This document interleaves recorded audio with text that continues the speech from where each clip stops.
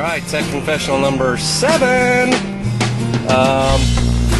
Today was a pretty normal day. John is sick, so he had, John, my sound assistant, was sick, so keep him in your prayers. He's got some issues, and hopefully he'll have a speedy recovery, and we're praying for a speedy recovery for him. AC. It's 14.4 miles per gallon, I can tell you that much.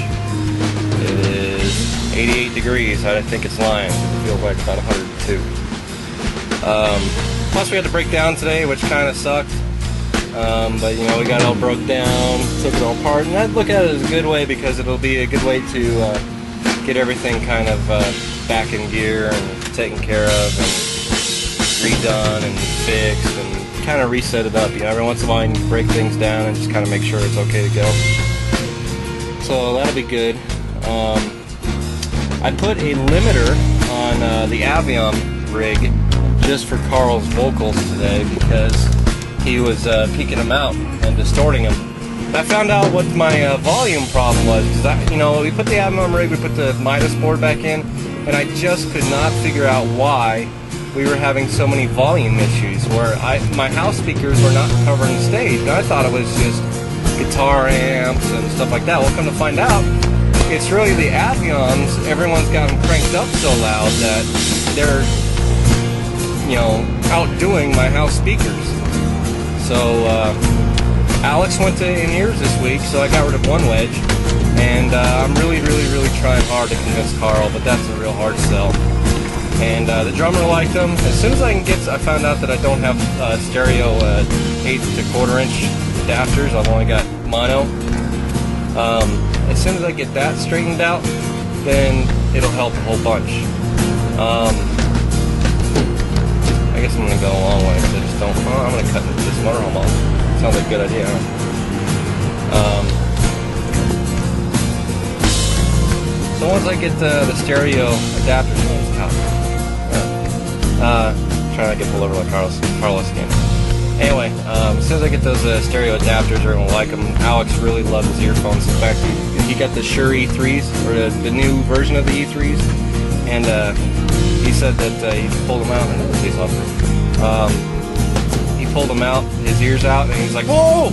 Couldn't believe how loud it was. So that's one thing. And then Alex wasn't leading in all the songs, so he stepped off the stage, and he came out. I actually muted the master on the soundboard, and I said, "Listen to this." The only thing that would change was I had no bass. So that just was my proof that we need to go to in-ears, and we need to cut the wedges down a whole bunch.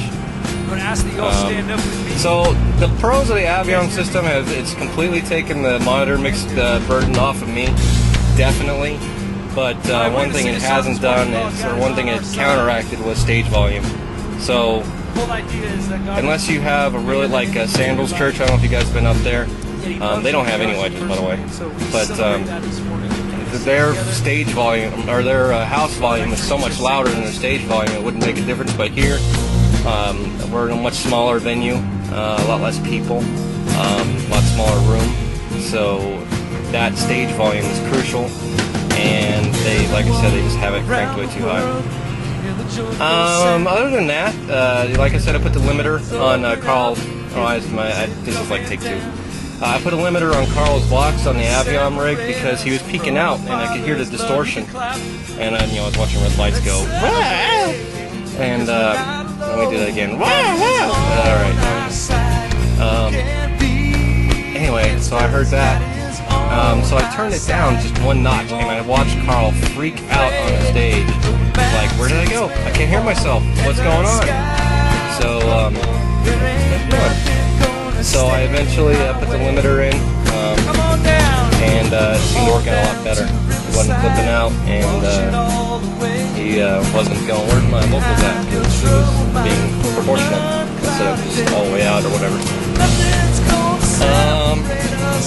Other than that, everything was normal. Oh, I did find that we have one bad channel on our Midas Venice board. I think it's just a sign that we really need to get our digital board soon.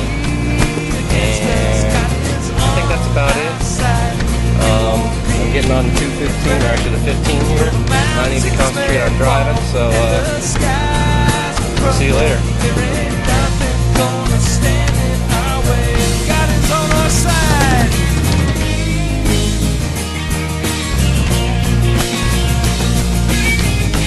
as normal. Whoa! And let's start over here.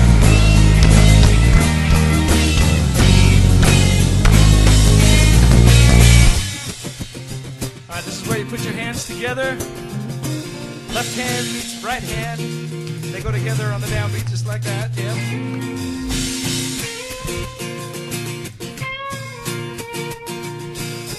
Bible says that if God is for us, who can be against us? It says that He will never leave us, He will never forsake us. For some of us in this room this morning, we know exactly what that means. God is with us right now. For some of us, God is chasing after us, waiting for us to turn around and trust in Him. But whatever your case is this morning, God is on your side.